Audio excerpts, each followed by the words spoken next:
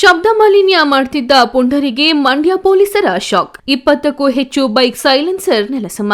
ಮಂಡ್ಯದ ಟ್ರಾಫಿಕ್ ಪೊಲೀಸರ ಕಾರ್ಯಾಚರಣೆ. ನಗರದಲ್ಲಿ ಸೌಂಡ್ ಮಾರ್ಪಾಡು ಮಾಡಿದ್ದ ಬೈಕ್ಗಳ ವಿರುದ್ಧ ದೂರು. ಸಾರ್ವಜನಿಕರಿಂದ ದೂರು ಕೇಳಿ ಬಂದ ಹಿನ್ನೆಲೆ ಟ್ರಾಫಿಕ್ ಪೊಲೀಸರು ಅಲರ್ಟ್. ಕಾರ್ಯಾಚರಣೆ ಮೂಲಕ 20ಕ್ಕೂ ಹೆಚ್ಚು ಬೈಕ್ ವಶಕ್ಕೆ.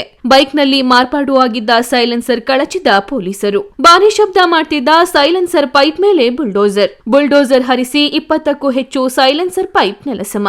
ಮಂಡ್ಯದ ಟ್ರಾಫಿಕ್ ಠಾಣೆ ಮುಂಭಾಗ ಸೈಲೆನ್ಸರ್ ಪೈಪ್ ಮೇಲೆ ಬುಲ್ಡೋಸರ್ ಹರಿಸಿದ ಪೊಲೀಸರು.